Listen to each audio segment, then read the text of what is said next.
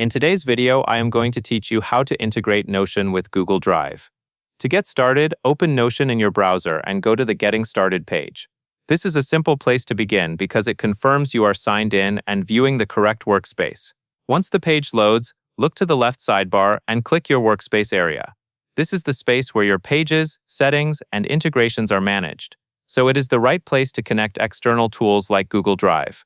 After you are inside your workspace, find and click Settings. Settings is where Notion keeps account and workspace options, including security preferences and all third-party connections. Give the menu a moment to load, then look for the section called Connections and click it. Connections is the hub that controls which apps can link with Notion, and it is also where you can manage or remove access later if you ever need to. Inside Connections, click Browse Connections in Gallery. This opens Notion's integration gallery, where you can search for specific services and add them to your workspace. When the gallery opens, go to the search field and type the word Highlight. As you type, results will appear below. Click Highlight in the list to open the integration page. On the integration page, click Add to Notion. This is the action that begins the connection process. At this point, Notion may prompt you to confirm permissions depending on your setup.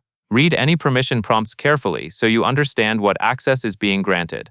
In general, integrations need permission to view or attach files so you can bring Drive content into your Notion pages smoothly. Once you complete the Add to Notion step, the integration is connected and ready to use within your workspace.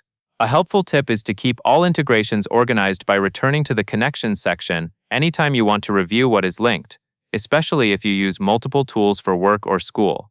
That covers everything you need to know.